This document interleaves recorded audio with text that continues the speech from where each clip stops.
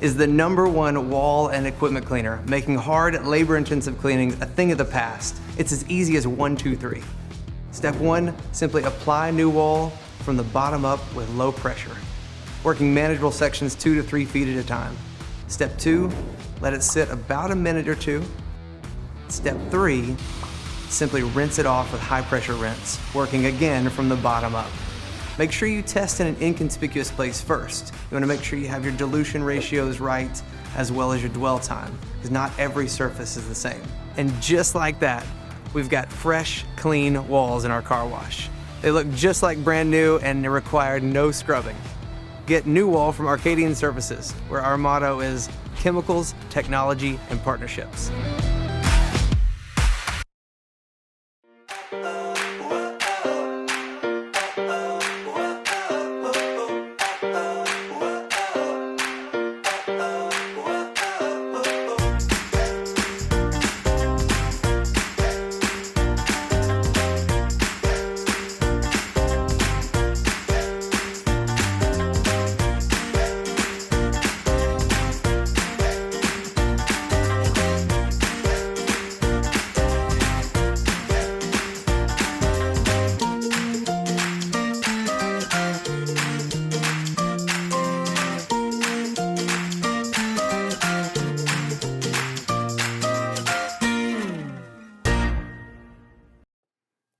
Hello everyone, and welcome to another episode of Car Wash Magazine Live. I'm your host, Matt DeWolf, Editor-in-Chief of Car Wash Magazine. Hey, guess what time it is? It's showtime! I mean, obviously it's showtime. You guys are watching. So, hey, the award for furthest away viewer watching us today goes to the Cypress Car Wash Association president. So thanks for watching, guys. Thanks for tuning in. Glad to have you here. We've got a great show for you. Like I always say, it's going to be a great show. We've got Jerry Miller from Jerry's Express joining us today. Jerry is one of my favorite people on the planet. So it's going to be really fun to share his story with you all and talk a little bit about that. But first, I do want to get into a little bit of what's going on this week in car wash. So I'm sure everybody saw the announcement that DRB has acquired Washify. So super interesting news there. We've got that full story for you is at carwashmagazine.com. You might wonder, how do you pick the news that you put into This Week in Car Wash? Well, it's all right down here, if you guys can see where I'm pointing. So that news ticker, if you guys send me your press releases and the news that's going on with you, we'll publish that stuff, and we'll go through and we'll pick some highlights and we'll share those with everybody. So that's how you get into the ticker and onto the show with your news. Send them to mdewolf at carwash.org. So what else is going on? Well, Crew Car Wash is going to be coming to Minnesota, which I'm pretty excited about because it's like they're following me. I used to live in Indianapolis. Now they're coming to Minnesota. That's part of a whole slew of car washes opening up. Give me just a second, and I'll get to some of those other openings for you as well. But before we go there, I want to talk about our friends over at Express Wash Concepts, who they were just named number 175 on one of these, the Inc. 5000 regional list of top private growing companies in the Midwest. So kudos to those guys. Love it when wash operations and wash companies are getting on those kinds of lists and showing that growth. So like we were talking about, with that growth, guess what happens, guys? We got washes everywhere. Okay, so a lot of announcements coming out kind of all the time for new washes and acquisitions, and lots of kind of movement going on in the industry right now. We've got Mr. Car Wash. They just announced number 344, I believe. You've got Shine Time Super Wash expanding into North Alabama. They're on a pretty good growth path down there as well. And then I mentioned Crew coming to Minneapolis. They're on the move, coming kind of out of that Ohio Valley kind of area and now expanding into Minnesota. And then you've got Sioux City, Iowa. Iowa is near and dear to me. I was born in Iowa, and they've got 2 new washes coming their way with, let me get these right, Silver Star and Sunnybrook Shine. Guys, that puts Sioux City, Iowa's choices for car washes up to 20. That's a lot of washes. I mean, that's a lot of washes. If you're watching, tell us how many washes are in your area. I'm curious. I want to know who's got the densest population of car washes out there.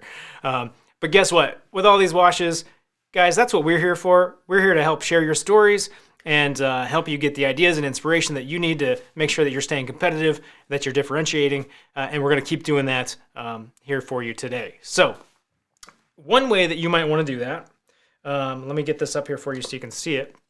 One way you might want to stay inspired is by listening to Car Wash the podcast. So we had the last 2 episodes were a 2-parter on HR. So you can hear Claudia St. John from Affinity HR Group talk a little bit about minimum wage impacts and kind of what's going on there and some of the changing restrictions going on. So really useful for you there. That's released every week wherever you get your podcasts. So make sure you check those out. One thing I do want to also mention, another way that you can kind of up your game in the industry. I don't have the link for you, but it is carwash.org/EMI. Go check that out. It's the institute that ICA puts on with this year. It's going to be with Indiana, and it's like a mini MBA program. It's like a car wash MBA. So check that out. See if it might be a good fit for you, and you can apply there online. So, friends, guess what? Last week, man, you want to talk about inspiration and like good stuff. Last week we had our marketing experts on, and we were talking about journey maps and like really getting down into the perspective of the customer and how you do that and how can you kind of build a framework that you can then take throughout your organization, no matter what size your company is. So, I mean, I could go through these things with you for a long time, but instead I'm just going to give you guys a little clip from last week. For us, one of the primary uses was getting out there and training our managers. So for us, this was a brainstorm scenario like you had enumerated earlier. So we did that, but then one of the first things we did was partner with our ops team to say, does this make sense? What are we missing? When I deliver this to your managers, is this going to pass the sniff test? And it has to be a little bit art, a little bit science, because as we said earlier, for my organization, I'd say it's maybe 80-20, right? Rooted in reality, what we want today, but it's also aspirational. Where do we want to go? Where do we want to improve? And what do we want those customers to feel? It all comes back to that feeling. And are we delivering on that today? So having that touchstone with our ops team to make sure that that we could identify something concrete. For example, what is an example that the managers will be able to understand when we say people are feeling anxious when they go in the tunnel? Why? It's dark. There's lights flashing. It's the first moment where it's really, truly probably loud. So there's an auditory component.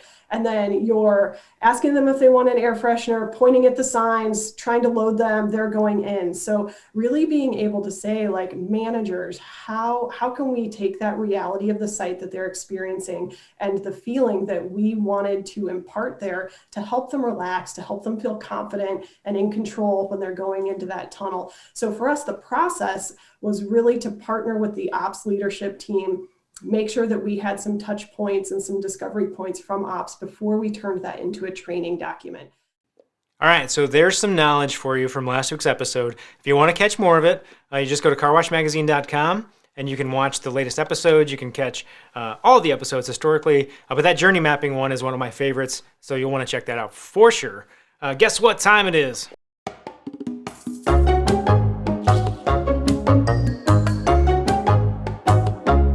What type of car does an egg drive? I don't know, Charlie. What type of car does A Volkswagen. A Volkswagen.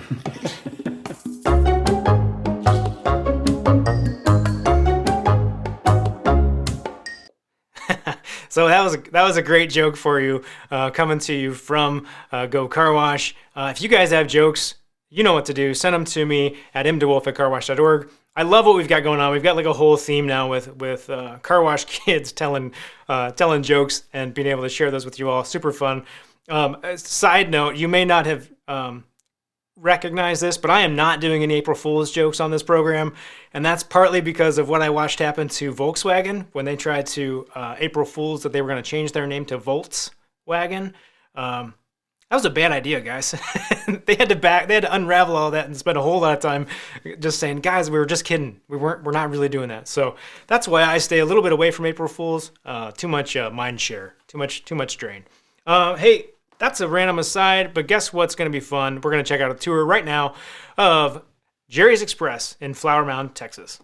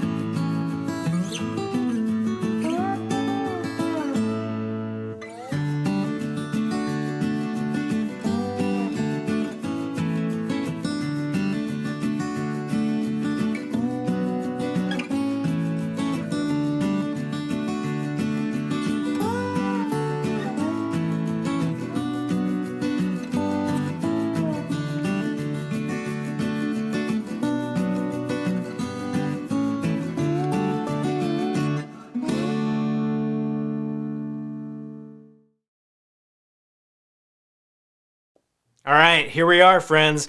Jerry Miller from Jerry's Express now joining us on the program. Jerry, thanks for having the time to come on our show today. How are you? I'm great. Thanks, man. Thanks for having me on. You bet. Hey, Thanks for doing that. we just shared a video of the Flower Mound location, and that specific location is proof positive that a car wash can operate even with 160 different inspections to get through. So kudos to you for making it through that journey. Thank you. Yeah, it was a challenge. It was a team effort by our group. So Well, it all worked out in the end. We're gonna dive into that a little bit and just kind of get a few tips here in a minute. But I want to back up a little bit. Fun fact: your wash, one of your full serve wash in Texas, City View, was one of the very first car washes that I ever visited back in like 2007. And I was going through some footage today, and it was super fun to look back at that and see some of that old stuff that we had shot from City View. It's been that was 13, 14 years ago now. You've been in this industry since '89. You've been operating that full serve. You've moved into Express, and then most recently you got up to about 8 locations and have started to kind of sell some of those. And recently you have sold your locations. But I want to back way up and just have you share the story of that moment when you decided you were going to get into car washing. Can you just share that for us? Sure. So it all started in 1984. I was working for a construction company, and was under a lot of stress, a lot of pressure at the time. And long story short, I had a heart attack. And the good thing was I was in the hospital when I actually had my episode. But part of the recovery process back that long ago, you spent 3 months at home recuperating. And during that recuperation process, the company that I was working for went through a dramatic change. We were a neat little small town construction company that had had a lot of success, and had actually been recognized by the Harvard Business School, and we were a case study for the Harvard Business School. And that was the good news. Bad news is when our president went up to Harvard to interview with kids and talk about the things that made us successful, he took back things from AT&T, General Motors, and some of these big corporations that he wanted to incorporate to make us bigger than what we were. So anyway, long story short, the guy that was our sales manager, a good friend of mine that actually started the car wash business with me, was told to train his replacement, which is kind of a bad deal all the way around. But my take on that was that if after 20 years you're going to be put out to pasture for no real good reason, just because you want to do things differently, then I need to rethink about my career, my future. And so again, my wife and I, her home was in Louisiana, and we went back to visit her parents. And I expressed to her on that trip that I had just reached the point where I didn't think I wanted to go back to work at the construction company. And she said, well, if you could do anything in the world, what would you want to do? Big open door. I said, I really like to wash my car. I wish we could figure out something to do with that. And that's really where it all started. We talked about it all the way back to Fort Worth. And by the time we got there, I had already learned about the International Car Wash Association. We put our house on the market, and we started preparing to change our lives. And it took that's 1984. We didn't open our first store until '89. So there's a lot of research that went on. I stayed on at the construction company during that period.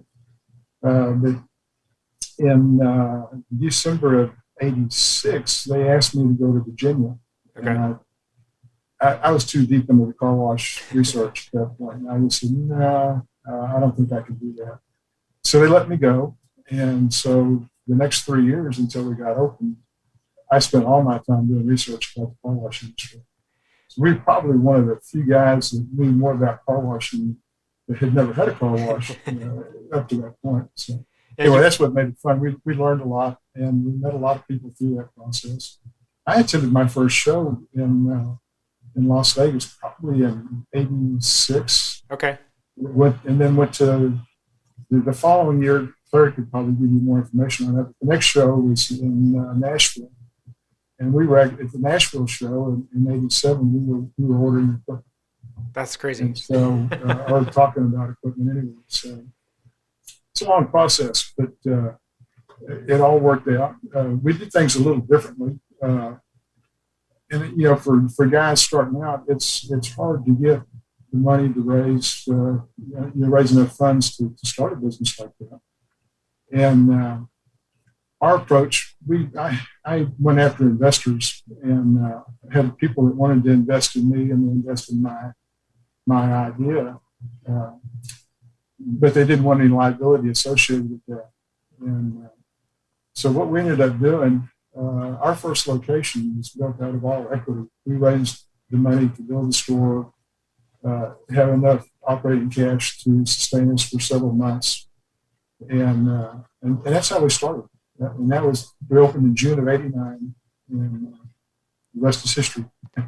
Yeah, well, and what's interesting about that is that sort of methodical approach to how you kind of got into the industry. I mean, it was a quick decision to be able to say, I want to do that.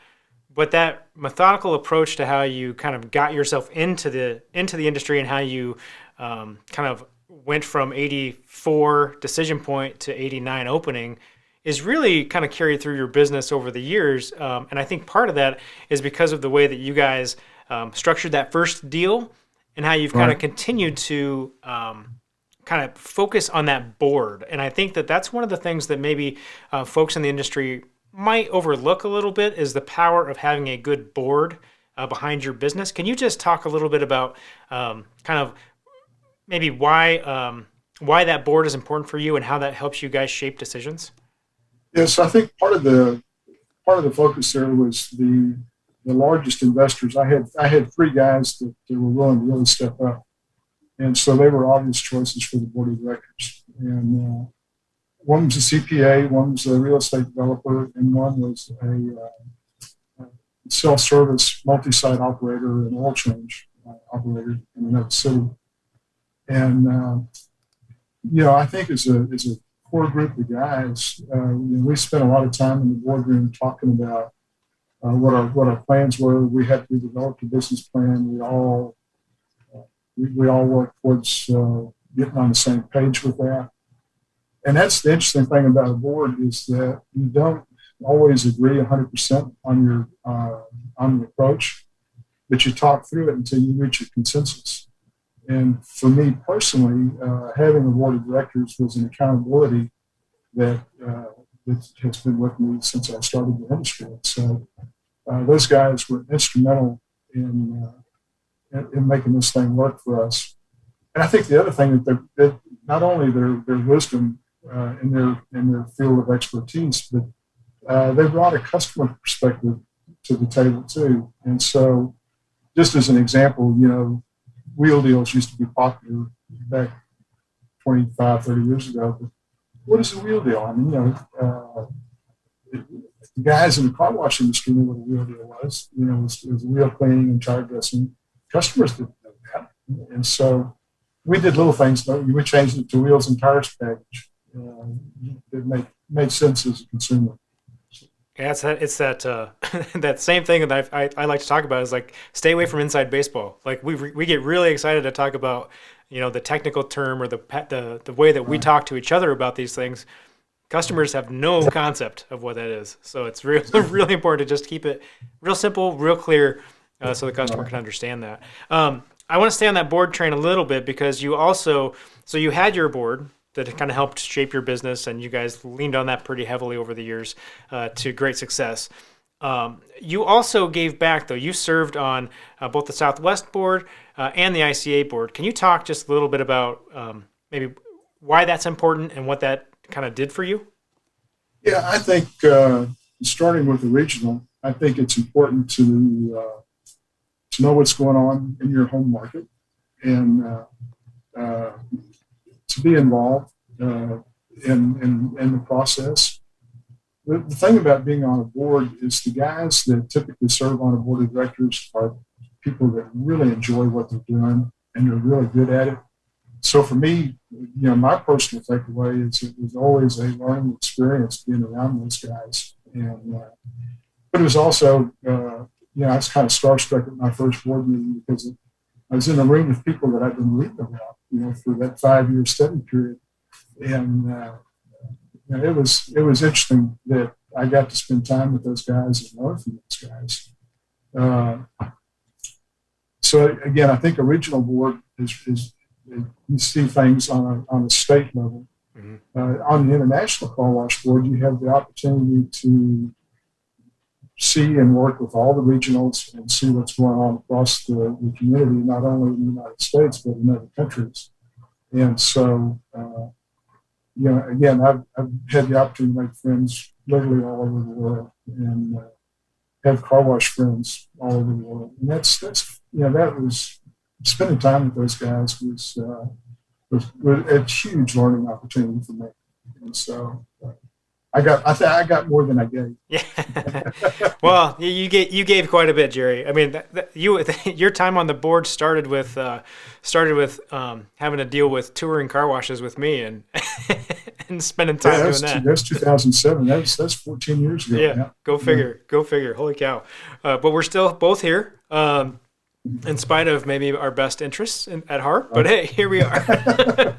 Hey, I want to come back to the Flower Mound story because one of the most painful and heart-wrenching things that can happen to someone in this business is to be working on a location and to have to go through just pain with the municipality or with the village or with the town that they're trying to get up and operational in, and especially when it's hey, I've got a couple washes, I know what my look is, and I know how I know what color my roof is going to be, I know what my signs are going to look like. Let's go do it. And then you go to start building the thing, and they say, yeah, we don't like red.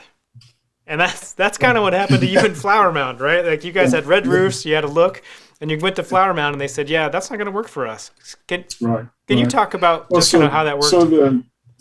So the thing that made Flower Mound appealing for us was the fact that back when we started looking in 2016, there were only 2 spots in the whole town that were zoned properly for a car wash. And the site that you saw on the video, it was more of a triangle, but it had a lot of setbacks. And so you really, a lot of people had tried to come up with ideas for that site, but none of them had gotten through the town.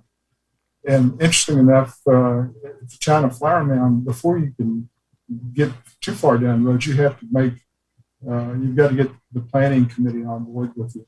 And that's where we learned that red was not their color and several other things. And we actually worked from June of 2016, we got the contract. It was April of 2017 before they put us in front of the city council. It just, we had to have them, we had to have all their approvals before we ever got to the city council. At city or town council, I guess in this case, the night we had our council meeting, the mayor was the first one to speak, and he said, the last thing I want to see coming into the town of Flower Mound is a car wash. And so, it's time to go home. We spent all this time. But to their credit, the mayor pro tem and other members of council all supported the car wash, and we got a unanimous decision. So anyway, that allowed us to go ahead and close the contract. We actually we closed the contract on that site in May of 2017, and then it took until November of 2018 to get the CO. And those inspections, I think when you're, they had a rule book. The guys that we worked with that were the inspection guys, they were all good guys, but they didn't have any latitude in any of their decisions. They had to follow the guidelines that they had. And so it's just a challenge, but all good things are worth the work. So, okay. So for somebody who's out there and they're running up against a similar situation, what did you find helpful either to find the patience to be able to get through this, or are there any tips maybe that you guys did that kind of helped ease that process a little bit? Because I mean, I suspect that 160 inspections could have been 500, right? I mean, if it wasn't going well. Yeah. Well, I mean, I think that's in these smaller communities now. I just think that's the mindset is they want to be in complete control. And I think as a business owner, when you're faced with that, you want to go in and you can't just, it's my way or the highway. You've got to make friends with those guys, and you've got to get them, you've got to win their support. They're not going to just give it to you. So, that's agreeing and well, that's a good idea. We'll try to make that work. It wasn't, I mean, it just took a while, but it was all, I'd say it was all friendship based over time.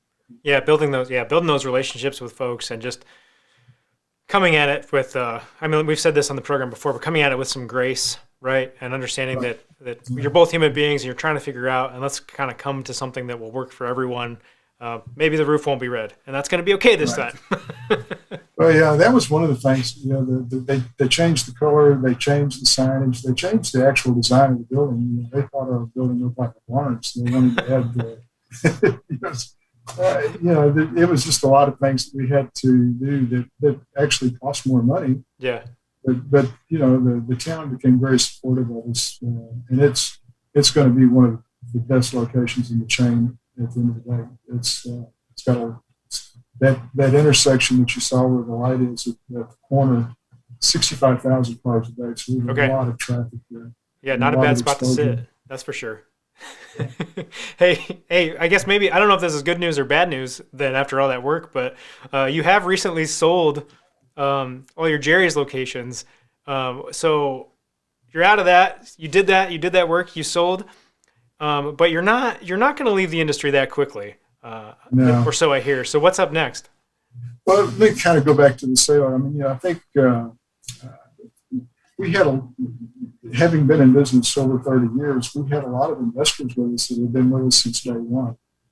And, I was one of the younger ones at the time. And so it was time to make those guys whole and give them a chance to get their estates in order.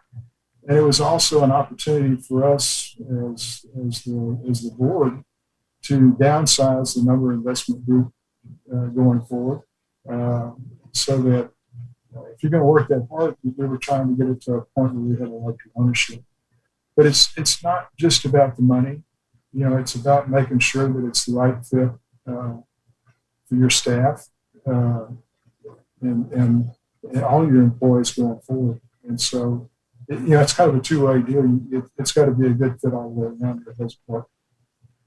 Yeah, I think that's really important, especially as you're going to see more and more sales occurring. So being able to think through that from, if you're an owner who has a few locations and you're thinking about selling, I think that's a really important consideration. Is how do you sell it, but keep all your people who help get you there in mind as you do that.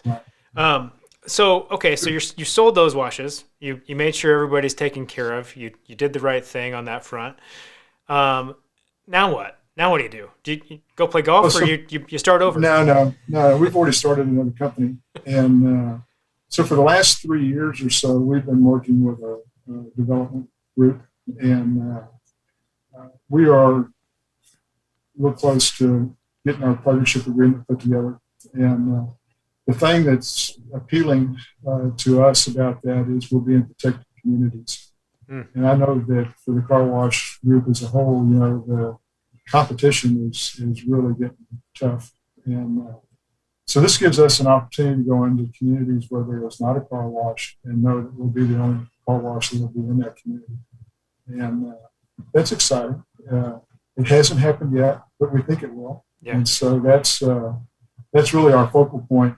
Going forward, we've got 6 or 7 locations that will be like that, and we're going to try to do some other development work along the way to get to that point. Well, whatever it is, I know that it's going to turn out well because you guys have a history of doing things well, taking your time, really thinking through the whole kind of big picture before you get there. And I haven't seen you make a big misstep yet, so knock on wood. Jerry. Yeah. Well, no, it's having a board of directors and that accountability piece. I think is really the key there. So Hey, it's before- not just me; it's a team. Absolutely, absolutely. Before I let you go, I want to ask one question. I kind of want to tee it up around this competition piece because I think you've got good perspective there. But if so, I always like to ask people, what's one thing I can do now to be a better operator tomorrow? I want to ask you that question, but I want you to kind of come at it from the perspective of this competition piece, because at the top of this show I was talking about how there's a lot of washes being built. There's a lot of competition. You just mentioned that competition is increasing. So if I'm an operator today and I know the competition is coming, what's something that I can do today to better prepare me for that tomorrow? I think you've got to put yourself in the customer's shoes, and you've got to offer quality service quickly, and so. It's not just about having a car wash; it's about putting out a good product. And there's new products, new things coming out. I think the ceramics are a new chemical line that we're really intrigued. I think that's going to be a neat package going forward. So that's saying that you've got to have value to, and the more value to the customer, the more often they're going to come back and use the service. Perfect. Well, Jerry, I'm going to let you get back to the business of washing cars. Like I said earlier on the program, Jerry, you're one of my favorite people on this planet. I'm so thankful for being able to kind of go and hit the road with you early on in my kind of exposure to car wash. And thank you for sharing your story here today. Before I let you go, hold on, let me see what we've got. We do have a question coming in. I might take this one offline. We'll connect with this individual offline. Trey Brown, I'll get you an answer for that question. But for today, we're going to wrap it up. Jerry, thanks so much for being here, and looking forward to the next big thing with you.